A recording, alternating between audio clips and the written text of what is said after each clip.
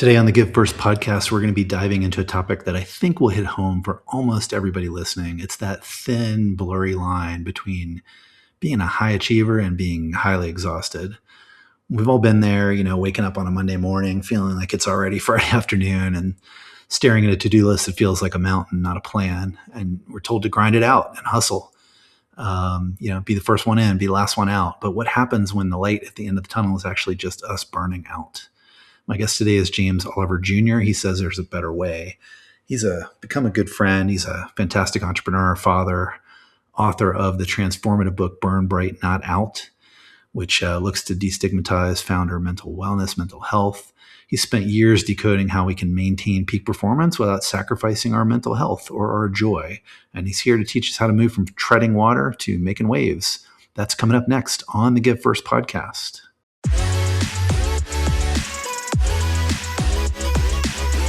Hi, everyone. This is David Cohen, and I'm here with my amazing co-host, Brad Feld. Hey, Brad. And this is the Give First podcast. And in the startup world, Give First means simply trying to help anyone, especially entrepreneurs, without any expectation of getting anything back.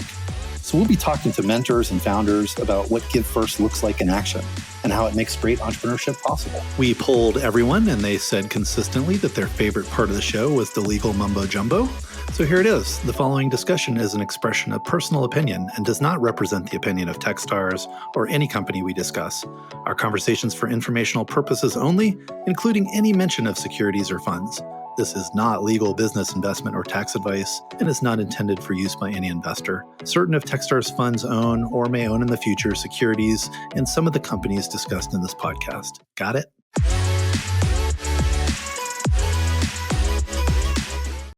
All right. Welcome back, James, to the Give First podcast. It's great to see you. How are you? I'm doing amazing. Good to see you, my friend. You do such awesome work. I can't wait to talk about it. And we don't get to do this enough. We text a lot and use that old Voxer thing, the OG tools and talk about your startup and all that. And once in a while we get to hang out and chat. So I'm really excited to do that. There's a lot to talk about. You've got several things going on. You've got an awesome new book that's out, Burn Bright, Not Out, which I want to talk about. You've got all your work around founders and mental health, Parentpreneur Foundation, Kabila. There's just so much stuff going on in your world. So where should we start? Tell us a little bit about you and how you got to where you are today and what you care about. Let's start there. Yeah, and I appreciate that. I like to introduce myself as, co-founder of the world's cutest twins, husband to an amazing wife, also now the founder of the Kabila Founder Mental Health Fund, which pays for mental therapy for founders who want it, but, may not have the resources to afford it for whatever reason. And also kind of simmering in the background is, the launching of Kabila Ventures. But anyway, we can talk more about that to whatever extent you want to later. Well, yeah. I mean, I want to get to all these things. You're also a Techstars alum. Yes, I am. Proud I've known you even longer. I've known you even longer than that. So we go way back. Absolutely. No, absolutely. So back when I was working on the Parentpreneur Foundation stuff, and you and Brad were super influential with that. After George Floyd was murdered, we spin that up to help Black founders who are parents just be better parents and better entrepreneurs. And one of the things that I did there that was really impactful was, we paid for about 400 mental therapy sessions for the folks in that community. And if anybody knows anything about Black folks historically don't go to the therapist. Like there's this really interesting relationship between the Black community and mental therapy community, and just in general, we just don't. It's stigmatized. They typically will go to the pastor, go see a pastor at church. But in that community, when I would drop a type form every so often, they say, "Hey, we got 5 slots, first come, first serve." They would fill up like that, and then they would come back and tell me about how it was so helpful. And at that time, we were working with BetterHelp to do that.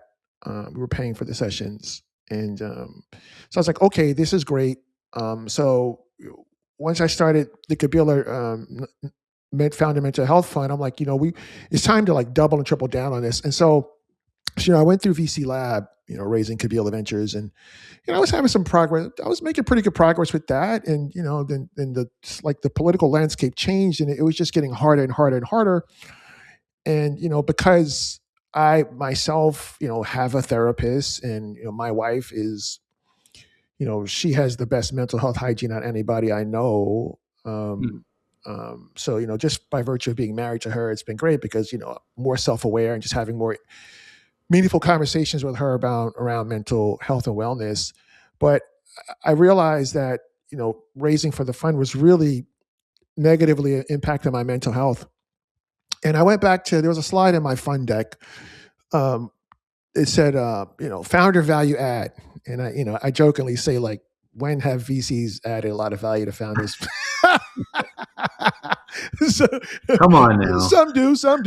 I'm joking, but all jokes aside, like for me at the time, it felt like kind of a throwaway slide because everybody's going to say, they're going to connect, the founders to investors and all this stuff. But I was like, one of the things I put in that slide was I'm going to connect founders to mental wellness resources, and because doing that was actually really negatively affecting my mental health, I said, I'm going to put a pin in this for now. I'm going to come back to it later. But what I'm going to do is I'm going to go and start a nonprofit to provide free mental therapy for founders who want it but can't afford it. And at least this lets me be valuable to the founders in my ecosystem and connect with some, really interesting people who may, want to participate in what I'm doing on the fund side of things. Maybe that's a longer term strategy to the fund thing, but at least it still keeps me on the path of that. And oh, by the way, at the end of the day, my mental health is now still intact along the way, right? And that was the most important thing for me because, I have 13-year-old boy-girl twins, and it's super important to me to be able to show up and be a great dad. And it's super important to me to show up and be a great husband to my wife. And I can't do that if my brains are scrambled. You know what I mean? So I did that. And, I reached out to Brad, and Brad was like, okay, cool. He supported me in so many different ways in the past. He's like, yeah, I'll put in 25,000 from Anchor Point, his foundation. And then you came along, you're like, hey, I'll put in, 32,000 from the Techstars foundation. And, we've been providing free mental therapy for some Techstars founders. And we'll continue to do more of that. And I was really surprised that you did that because I didn't know that you guys were still had funds over there, but I was delighted when you did it. So great. And then you also, we just had a Tech Tuesdays event, and we were raising money for the nonprofit, and you came on and we had a great conversation about why, venture industry should be more supportive of founder mental wellness and health and wellness. And you personally, Dana, donated a couple $1,000. So I'm just very thankful to you and to Brad, and just excited about the work we're doing. Well, it's just, I view this as just one of the things you're doing as an entrepreneur, right? You care about this.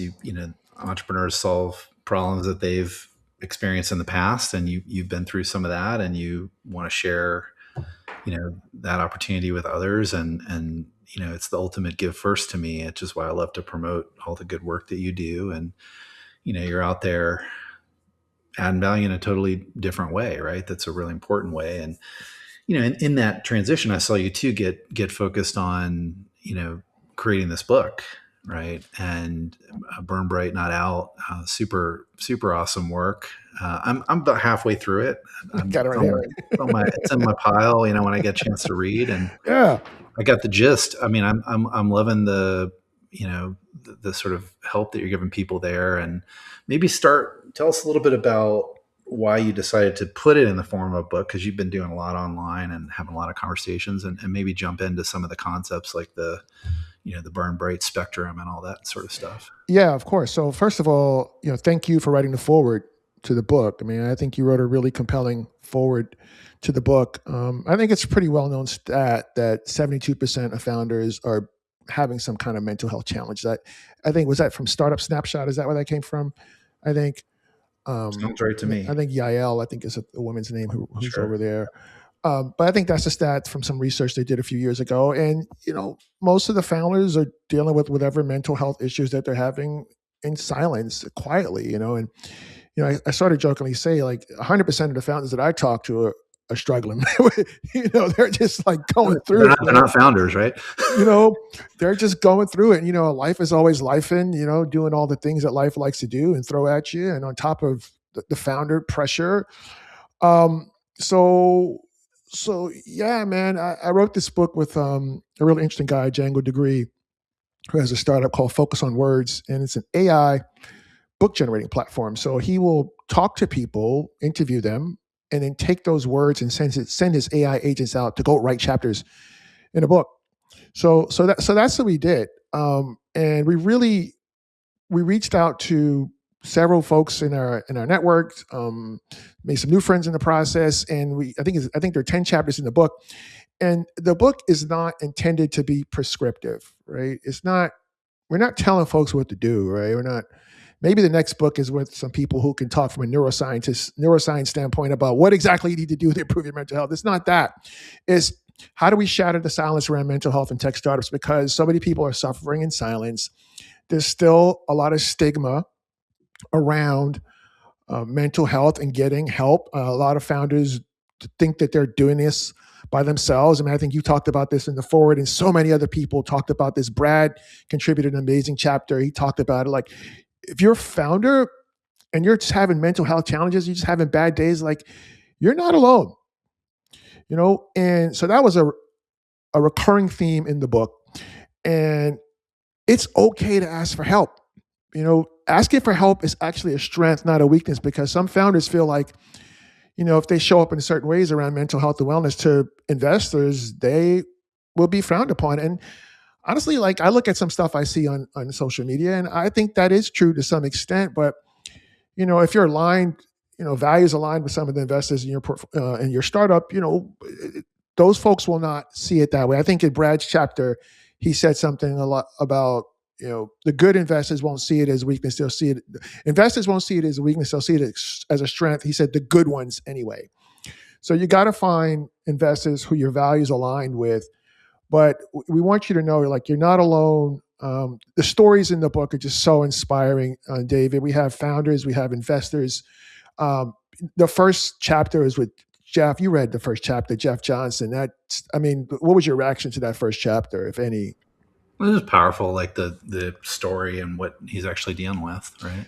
Yeah, my mouth was, I already knew his story because he's a friend now, but my mouth was on the floor when I read his story. And, Will Allen, who's an investor, he's a VC, and Will used to play cornerback for the Tampa Bay Buccaneers, won a Super Bowl ring there, and was a longtime defensive back for the Pittsburgh Steelers. So it was interesting to hear him talk about mental health and wellness from an investor standpoint. And from a football, he saw some great stories about football in there. Some good founders and just other investors, and Nick Marriage, he talked about, I think that's how you pronounce his last name. He sold his business to Linktree. He started up to Linktree, and then after that, he was burnt out. And it's like, wait, what? You just had a successful exit. It's totally counterintuitive. So that was interesting. And I look at Shayla Hauser, who his business was prepared to IPO on the NASDAQ. The NASDAQ crashed, and then he ended up having to sell it. They walked away with nothing. Just that whole story. And just, Mike Ma, who's a VC over at Sidecut Ventures, his story was so compelling. Just so many good stories. And, Lauren Goodell, who talks about transitioning from corporate to the startup world. So I think there's something in there for everybody. Everybody's going to walk away inspired, and really to shatter the silence around mental health and tech startups. And 90% of the net profits from the book go back to the Kabila Founded Mental Health Fund, which pays for mental therapy. So to me, this is why you probably see me saying, I think this is the most important book written to date about founded mental health. And it's not just because of those stories I mentioned, but it's because the money goes back to the nonprofit, which actually addresses the problem. Yeah, amazing virtuous cycle there. And, what I love about it is there's stories that are really compelling and will inspire people, but there's also these sort of lessons that are weaved through it, sort of consistently, like, the sort of micro wins, right? The power of progress. And it doesn't have to be some giant, goal, but if you're feeling like you're moving forward and making progress, that can change everything. So I don't know if you have thoughts on that, but that was one thing I noticed in some of the stories. Yeah, I I noticed that, and look, everybody's journey is different, but so similar. Seem like the ups and downs, the wins and losses. Don't get too high in the highs and don't get too low in the lows. And I think Lauren talked about this in her chapter about you just got to keep plugging away, and until you get a quote unquote lucky break, or you hit pay dirt. But it's the small wins, it's the showing up consistently every single day to make progress. And I think I mean, I can be really hard on myself sometimes, and I suspect most type A high achiever type people are that way. But you got to give yourself some grace and be kind to yourself, and appreciate the small wins and celebrate those small wins. And to me, that contributes to a more positive mindset, which is at the end of the day, like, we're trying to help people have a more positive mental well-being and mindset. So I think that's great too. I think you also talked in there about sort of rest and the importance of having some sort of balance, or at least harmony in life to achieve any kind of excellence or progress. And I have talked about that in other books. I worked with Brad on his Brad and Amy wrote the Startup Life book, and I talked about always having something with your family that is a break coming up. That's the way that I've always managed it, even during all the craziest times of my career. Maybe what can you share about the importance of that balance or that rest in your career? Well, I think in my chapter, because I just kind of speak very plainly sometimes. I think I said in my chapter, hustle culture is trash. There you go. I mean, it is. Although it's just so fascinating, depending on who you're reading and following on social media. I'm seeing some of the top investors really promoting hustle culture. I saw this incredibly concerning article the other day. I think it was a Business Insider about how stress is so great for you. And it wasn't until I actually dove into the article that I understood the point that they were trying to make, but it was nuanced. But the way it came across was like, oh yeah, more stress is awesome. Yeah, no, it's not, right? So I think hustle culture is trash. I think it's like in the book I talked about Nicola Corzine, who's runs the NASDAQ Entrepreneurial Center. Nicola's a friend. And she said years ago, I never forget this, and I repeat it every chance I get. She said, sometimes you have to slow down to speed up. And, sometimes doing nothing, this is me talking here, sometimes doing nothing is doing everything. Like, sometimes you got to go for a walk, clear your head. Like, I like to go ride my bike, just clear my head. And I find in those spaces, in those moments, I get open for inspiration. And then when I get that inspiration and I go do the inspired thing, I get the good results. So, constantly hustling and throwing spaghetti against the wall and the shotgun approach to thing, I just don't think it's necessarily good for one's mental health and wellness. All right, hustle culture is trash. I'm gonna put that on my wall. It is. Do you disagree or not? No, I hear you. I think, obviously hustle can be a good thing, but I Of think, course. when it's like all that's celebrated and all that matters, that's where the problems come in. Well, 1,000%. So I think Mitch Weiner. So Mitch wrote a chapter in the book, and Mitch is a Techstars alum. He went through Boulder, I believe, right? Yeah, DigitalOcean. Yeah. He was co-founder and CMO of DigitalOcean, which IPO'd. And so Mitch wrote a really great chapter in the book, and he just talked about how he was sprinting all the time. He ended up having a really serious health issue that he thought was way more serious, but it forced him to reevaluate his priorities and how he was approaching work. So, it's like, yeah, of course you got to sprint, but you can't be sprinting all the time. And I like to say, having a startup is a marathon of sprints, but you got to rest in between the sprints. So yeah, you got to take time for yourself, do whatever makes you feel good. Sleep is so important. I hear Brad talk about this all the time. He's like getting his sleep all the time. You got to rest, man. You have to rest. Brad's got that down. He knows how to rest. He knows how to disconnect and He's chill. unbelievable with that. We're recording this right after the Australian Open. I know he was there enjoying that tennis. Excellent. Is he in Australia now? Last I heard, yeah, but he gets around that guy. So one more question on the book, Burn Bright, Not Out. how do you define, say, burnout versus burn bright? Like what's the sort of way you would think about, how a founder should sort of think about, am I burning out or am I burning bright? You know, so Django's chapter was really good. He talked about how he was burnt out. I can't remember exactly what he said, but I've heard people describe it in different ways. But I know for me, if I'm burned out, the things that I love to do as it relates to my work, because I always like my work. But if I'm loath to do it, if I'm constantly procrastinating, if I'm not getting inspired, if I'm not excited about it, I don't want to do it, that's a really good sign to me that I'm burned out. And I need to take a break because I love, like my kids were talking to me the other day, Dad, you like what you do? I'm like, yeah, it doesn't feel like work. I'm just doing what I want to do, you know? And in terms of burning bright, we just want people to thrive, to be successful, to do inspired and brilliant work, and to not be struggling with their mental health and wellness. And so we do pay for the founder mental therapy.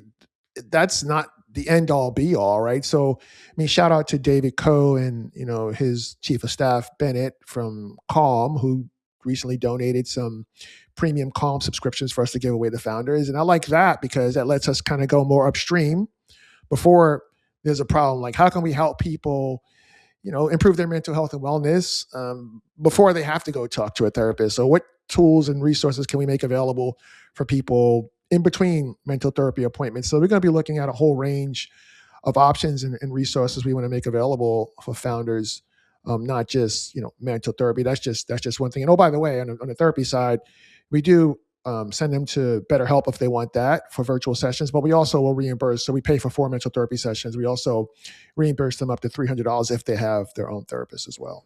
Right. Amazing. So I want to encourage people to grab the book. There's so many, not so many. There's several amazing people in my world. You're one of them, James, Brad, Seth Levine. People writing these books, they're not doing it to create wealth from writing a book. Trust me. No. James, you're donating most of this back to the cause. It's really because you care and you want to share what you've learned on this and share stories and inspire people. And that I find is really the ultimate form of give first. So I appreciate you having written the book, and I appreciate all you do in this world to try to drive awareness and get rid of that stigma. Hopefully people will buy the book and be inspired by the stories, share it as a gift, share it with others, let people know it's there, because this is an important topic that isn't talked about enough in the startup world. So I just want to say thanks for doing it. Yeah, I appreciate your support. I appreciate Brad's support. I would love to see every investor out there listening to this, like, go buy some books and give them to your port co-founders. Every time you write a new check, give a book to a founder. We need to normalize these conversations. I would love to see that. And oh, by the way, like, be a donor to the nonprofit. I mean, the donation's tax deductible. You can go to KabilaMentalHealth.com, make a donation. We're still raising, another $80,000 so we could provide mental therapy for another 150 founders. So that would be super helpful as well. Amazing. Well, again, thanks for all you do, and thanks for letting us be a little part of the journey with you, and hopefully add a little bit of love and help to it. Keep doing it. It matters. And I know there's a lot of people that appreciate you out there. So I'm psyched to be able to have you on the show and amplify it a bit. I appreciate you too, man. Thank you so much. All right. Thanks a lot for listening to the show today. We'd love to hear your feedback, ideas, or who you'd like to hear next on Give First. And please leave a rating and review, ideally a good one. And reach out anytime to podcasts@techstars.com, or on Twitter, I'm @David Cohen. See you next time. Don't forget, give first.